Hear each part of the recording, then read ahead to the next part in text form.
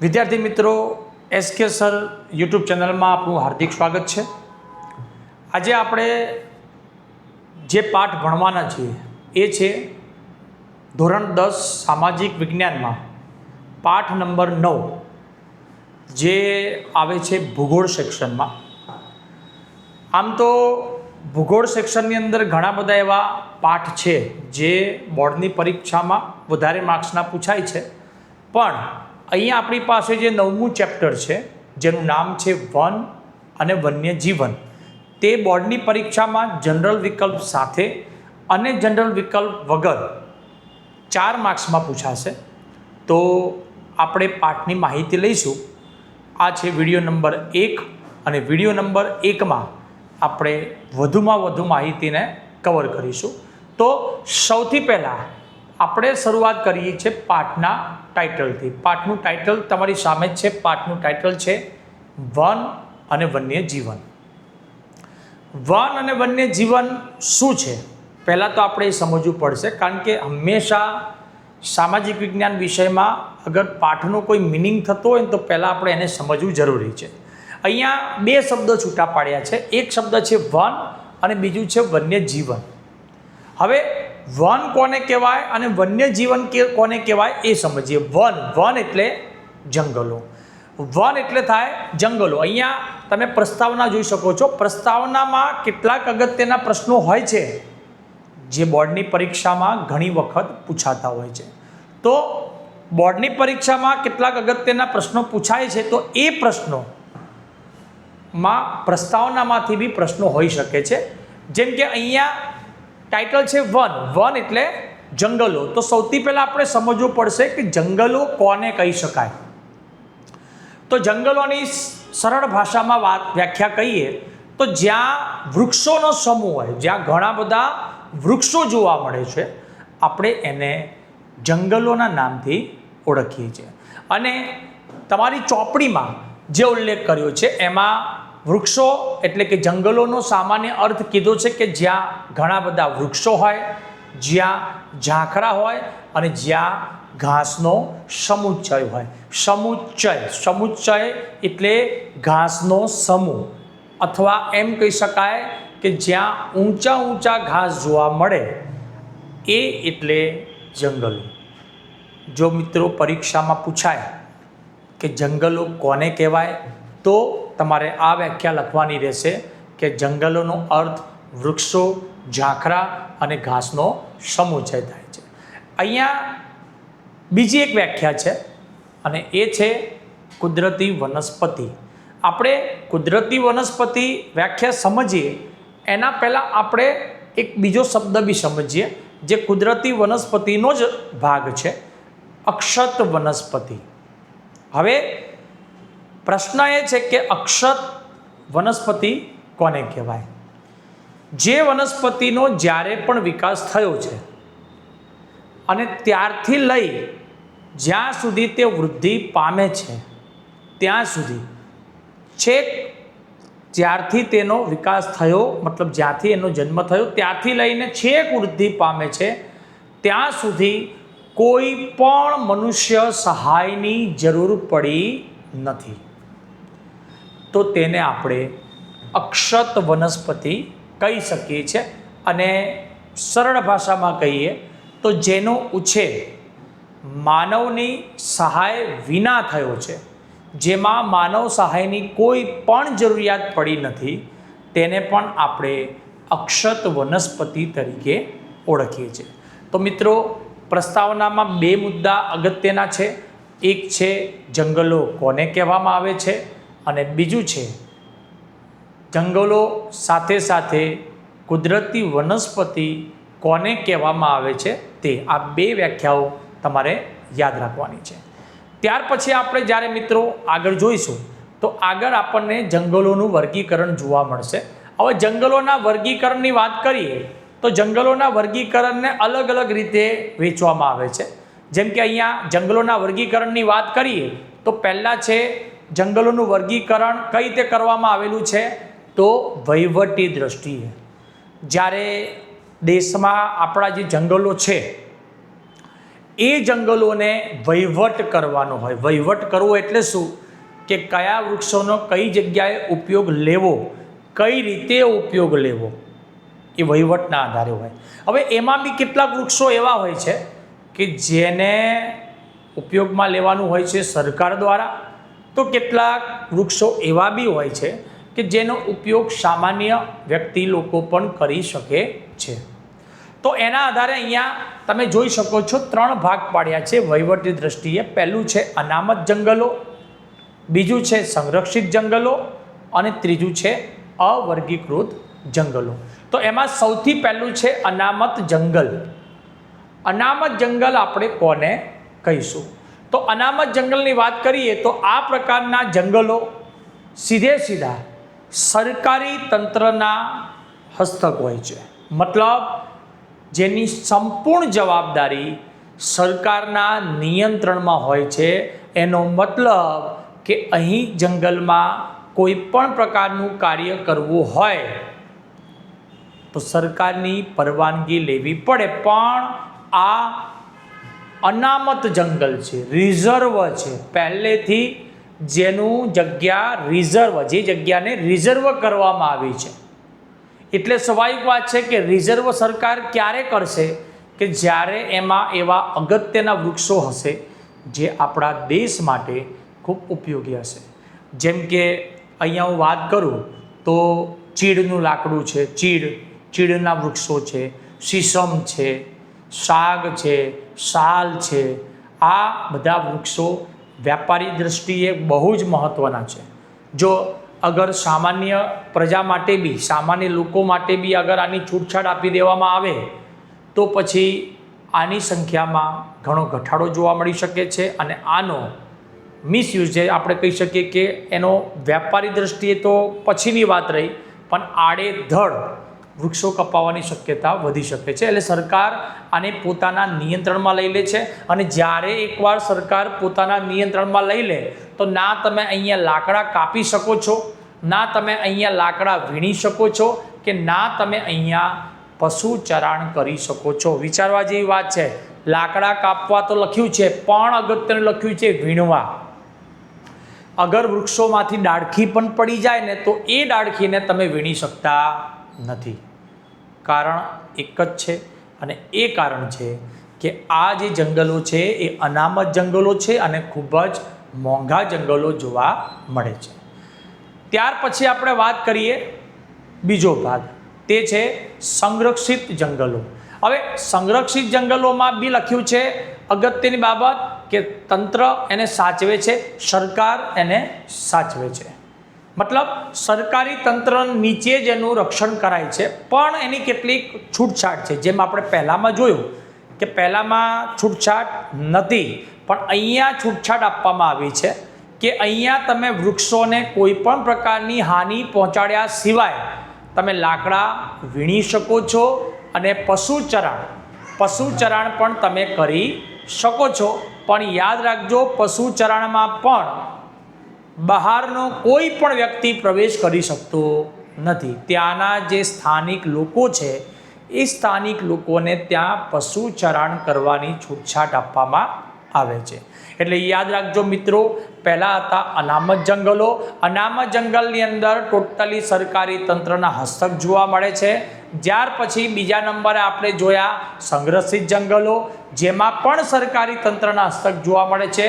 પહેલામાં ના તમે પ્રવેશ કરી શકતા હતા, અને બીજામાં તમે પ્રવેશ તો કરી શકો છો પણ થોડી ઘણી છૂટછાટ સાથે ત્યાં પશુ ચરાણ કરી શકાય છે. એ પણ શરત સ્થાનિક લોકો જ ત્યાં પશુ ચરાણ કરી શકે છે. ત્યાર પછી આપણે વાત કરીએ તો મિત્રો આવે છે ત્રીજો વિભાગ. ત્રીજો વિભાગ છે અવર્ગીકૃત જંગલો. અવર્ગીકૃત જંગલો કે જેનું ક્યાંય પણ વર્ગીકરણ કરવામાં નથી આવ્યું. સરળ ભાષામાં કહીએ તો એવા પ્રકારના વૃક્ષો જે તમને લગભગ બધે જ જોવા મળે. હવે બધે જોવા મળે છે તો એના ખૂટવાની કોઈ શક્યતા નથી. એટલા માટે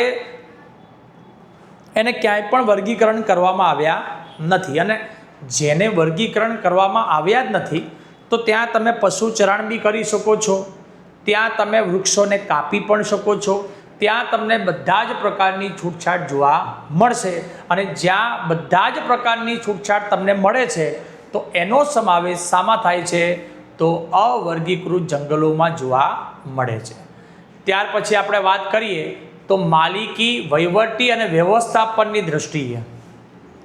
હવે માલિકી, વહીવટી અને વ્યવસ્થાપનની દ્રષ્ટિએ પણ અહીંયા 3 પ્રકાર પડે છે. પહેલું આવે છે રાજ્યની માલિકીના જંગલો, બીજું આવે છે સામુદાયિક જંગલો અને ત્રીજું આવે છે ખાનગી જંગલો. સૌથી પહેલાં છે રાજ્યની માલિકીના જંગલો. રાજ્યની માલિકીના જંગલોની વાત કરીએ તો રાજ્યની માલિકીમાં આપણે આ પ્રકારના જંગલોમાં બધો જ નિયંત્રણ કોનું જોવા મળે છે? રાજ્ય કે કેન્દ્ર સરકારનું નિયંત્રણ જોવા મળે છે. હવે રાજ્યની માલિકી છે એટલે ધારો કે ગુજરાતમાં જંગલો છે તો પહેલી જવાબદારી ગુજરાત સરકારની પણ આવે છે અને એનાથી બી મોટી જવાબદારી કેન્દ્ર સરકારની પણ આવે છે. બંનેને મળીને રાજ્યના જંગલોને સાચવવાના છે. કારણ કે પહેલેથી જ, જેમ કે ગુજરાતની જ વાત કરો તો ગુજરાતમાં જંગલો માત્ર 10% છે. આખા ભારતની વાત કરી લો તો આખા ભારતમાં 23.3% જંગલો છે. ખરેખર જંગલો હોવા જોઈએ 33%ની આસપાસ, એની જગ્યાએ આપણા ભારતમાં માત્ર ને માત્ર 23.3% જંગલ છે. એટલે માટે મિત્રો વૃક્ષોનું વાવેતર કરવું ખૂબ જ જરૂરી છે. એટલે જે રાજ્ય સરકારના હસ્તક જંગલો હોય તો એમાં જવાબદારી ટોટલી રાજ્ય સરકારની જોવા મળે છે અને એનાથી ઉપર કેન્દ્ર સરકારની પણ જોવા મળે છે. બીજા નંબર આવે છે સામુદાયિક વન. સામુદાય એટલે સમુદાય એટલે જેમાં ઘણા બધા લોકો મળીને જંગલને સાચવતા હોય તેવા લોકો. હવે આ પ્રકારના જંગલોની સીધી જવાબદારી કોની આવે છે? તો સ્થાનિક સ્વરાજ્યની સંસ્થાઓની. સ્થાનિક સ્વરાજ્યની સંસ્થાઓની જો આપણે વાત કરીએ તો આની અંદર આવશે ગ્રામ પંચાયત છે, નગરપાલિકા છે, મહાનગરપાલિકા છે, જિલ્લા પંચાયત છે. આ બધાનો સમાવેશ શાની અંદર જોવા મળશે? સામુદાયિક વનમાં જોવા મળશે. મતલબ આ બધા મળીને જે જંગલોને સાચવે છે તે જંગલો એટલે કયા જંગલો? સામુદાયિક જંગલ તરીકે ઓળખવામાં આવે છે. ત્યાર પછી આવે છે મિત્રો ત્રીજા નંબરના જંગલો, જેને આપણે કહીએ છીએ ખાનગી જંગલ. હવે ખાનગી જંગલ એટલે શું? તો ખાનગી જંગલમાં માલિકી હોય છે વ્યક્તિગત મતલબ જે તે વ્યક્તિને સીધી જવાબદારી આપવામાં આવી હોય છે, તેને આ જંગલોને સાચવવાનું હોય છે. મોટાભાગે તમે આ જંગલો જુઓ ને તો તમને જોવા મળશે કેવા? ઉજ્જડ. મતલબ આ જંગલો કોઈ એવા વિશેષ વૃક્ષોની પ્રજાતિ નથી ધરાવતા કે જે આપણા દેશ માટે ખૂબ જ મહત્વના હોય. હવે ઊંચા પહાડી વિસ્તારમાં જાઓ તો ત્યાં એવા કેટલાક નાના જંગલો હોય જે ઉજ્જડ હોય છે, તો ત્યાં મોટા ભાગે તમને આવા જંગલો જોવા મળશે. એટલે આવા જંગલોમાં માલિકી જોવા મળે છે તમને વ્યક્તિગત, અને આવા વ્યક્તિગત જંગલો મોટા ભાગે તમને જોવા મળશે ઓડિશામાં, તમને જોવા મળશે મેઘાલયમાં, તમને જોવા મળશે પંજાબમાં, તમને જોવા મળશે હિમાલયના કેટલાક વિસ્તારોમાં. આ પ્રકારના જંગલોની વાત કરીએ તો આ પ્રકારના જંગલોમાં 2 પ્રકારના જંગલ જોવા મળે છે, ક્ષત અને વિક્ષત. મિત્રો તમને પ્રશ્ન થતો હશે કે આ ક્ષત અને વિક્ષત શું છે? તો સૌથી પહેલાં આપણે વાત કરીએ ક્ષત. ક્ષત કોને કહેવાય? કે જે જંગલોને થોડું નુકસાન થયું છે તેને આપણે ક્ષત કહીશું. જે જંગલોને થોડું નુકસાન થયેલું છે તેને આપણે ક્ષત કહીશું. અને વિક્ષત કોને કહીશું? જે જંગલોને વધારે નુકસાન થયેલું છે, જે વૃક્ષોને વધારે નુકસાન થયેલું છે તેને આપણે કયા જંગલો કહીશું? વિકસિત અવસ્થામાં આવેલા જંગલો કહીશું.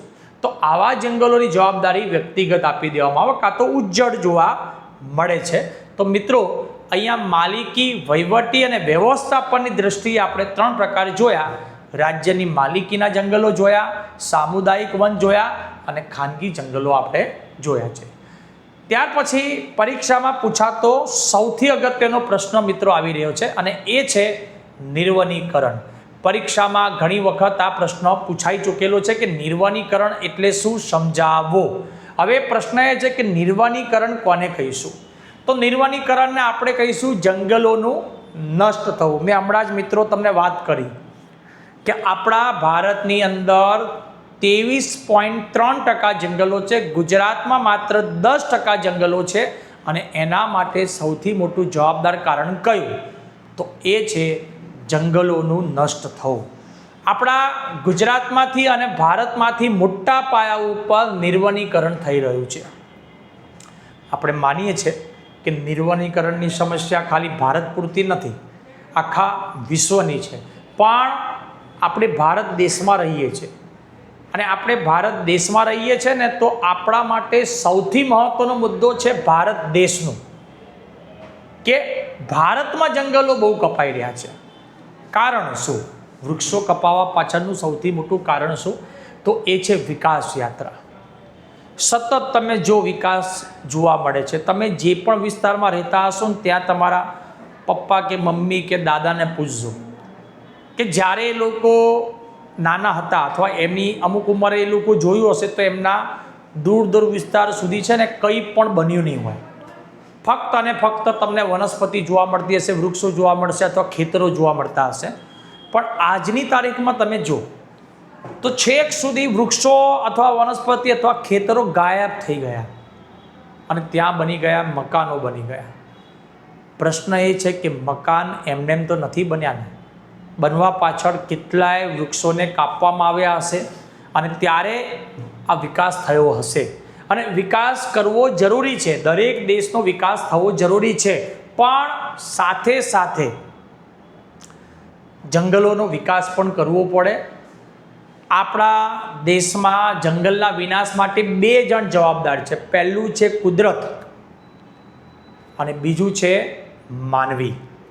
પણ સૌથી વધારે જવાબદાર જેટલું કુદરત નથી ને, એનાથી બી વધારે છે માનવી. એટલે માનવીની અસરના કારણે વૃક્ષો વધારેમાં વધારે કપાતા જોવા મળે છે. એટલે આપણો નેક્સ્ટ ટોપિક છે નિર્વનીકરણની અસર, કે જો અગર આવું નિર્વનીકરણ રહ્યું તો એના કારણે કઈ કઈ અસરો જોવા મળશે. તો પહેલી અસર જોવા મળશે, વાતાવરણમાં કાર્બન ડાયોક્સાઇડનું પ્રમાણ વધશે. હવે વાતાવરણમાં કાર્બન ડાયોક્સાઇડનું પ્રમાણ વધે તો સૌથી પહેલી અસર થાય એ છે green house effect. Green house effect કોને આપણે કહી શકીએ? તો ગ્રીન હાઉસ ઇફેક્ટ આપણે કહી શકીએ કે જે વાતાવરણમાં કાર્બન ડાયોક્સાઇડનું પ્રમાણ જો અગર વધી જાય તો એનો એક મહત્વનો મુદ્દો છે કે કાર્બન ડાયોક્સાઇડ છે ને ગરમી શોષી લે છે. હવે જે ગરમી ખરેખર આમ પરાવર્તન પામીને પાછી જવી જોઈએ ને, એ વાતાવરણમાં જોવા મળે છે. હવે એ વાતાવરણમાં અગર જોવા મળે છે તો એનો મતલબ કે વાતાવરણમાં આમ તાપમાનમાં શું થશે? વધારો. આ વધારો થવા પાછળનું કારણ શું? અગર જો વૃક્ષો હોત ને તો શું થાત? વાતાવરણમાં ગરમી ના થવા દે, તેને શોષી લે. પણ વૃક્ષો છે નહીં તો વાતાવરણમાં ગરમીનું પ્રમાણ વધતું જાય છે. અને એ જેમ જેમ વધે છે એમ ગ્રીન હાઉસ ઇફેક્ટ જોવા મળે છે. બીજું, વૃક્ષોનું આચ્છાદન દૂર થયું, મતલબ વૃક્ષો સતત કપાતા થયા.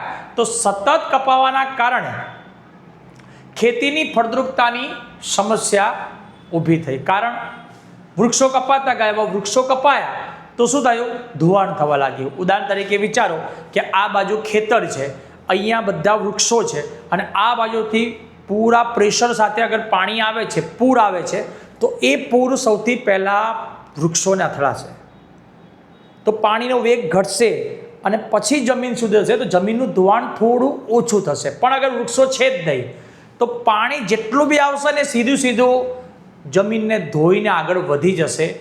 વિચારો કે આનાથી જમીનનું ધોવાણ કેટલી મોટી માત્રામાં થઈ શકે છે. એટલે આ એક મોટી સમસ્યા છે. સાથે સાથે દ્વીપકલ્પીય ભારતમાં પણ જંગલો મોટા પાયા ઉપર કપાયેલા જોવા મળે છે. તો ત્યાં પણ જંગલ વિસ્તાર ઘટ્યો. ખરેખર દ્વીપકલ્પીય વિસ્તારમાં અને એમાં ખાસ કરીને દરિયા કિનારે જે વિસ્તાર હોય ને ત્યાં બી વૃક્ષો વધુમાં વધુ હોવા જરૂરી છે, જેથી કરીને સુનામી જેવી પરિસ્થિતિ આવે છે અથવા હાઈ ટાઈડ, જ્યારે પાણીનું પ્રમાણ વધે છે તો એ પાણી કિનારાના વિસ્તાર સુધી પહોંચી જાય છે. તો ત્યાં અગર વૃક્ષો હશે તો એ વૃક્ષોની મદદથી કિનારાના વિસ્તારોને બચાવી શકાશે. એટલે આ બી એક અગત્યનો મહત્વનો મુદ્દો છે.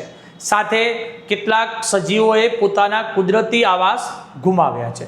હવે કુદરતી આવાસ ગુમાવ્યા તો જે પ્રાણીઓ ખરેખર જંગલોમાં હોવા જોઈએ એ પ્રાણીઓ હવે આપણને જંગલમાં જોવા મળતા નથી. હવે એ પ્રાણીઓ ખોરાકની શોધમાં છેલ્લે ક્યાં આવી ચડે છે? તો માનવ વસ્તીમાં આવી ચઢે છે. હવે જ્યારે માનવ વસ્તીમાં આવીને ચઢે છે તો તમને ખબર જ છે કે માનવી અને પ્રાણીઓ વચ્ચે અથડામણ થાય છે.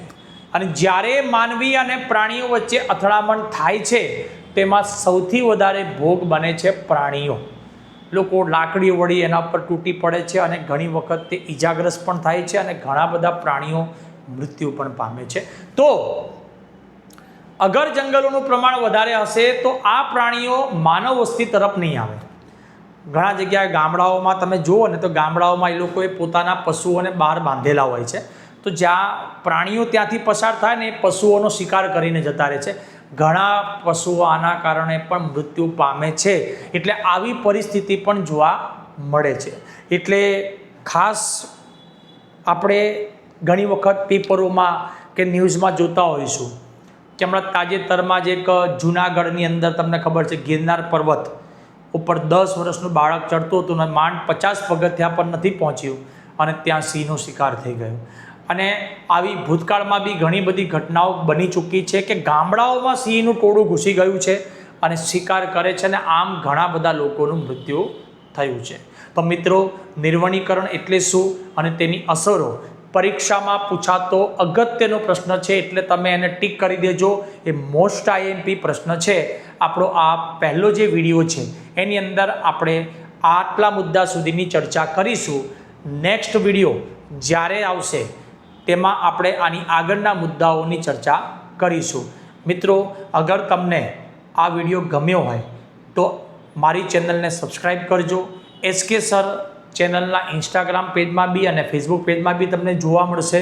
અને તેમજ તમને જે અનુકૂળ આવે, તમને કદાચ કોઈ મૂંઝવણ હોય, કોઈ ખ્યાલ ના આવે તો કમેન્ટ સેશનમાં જરૂર એનો ઉલ્લેખ કરજો. અસ્તુ, પ્રણામ.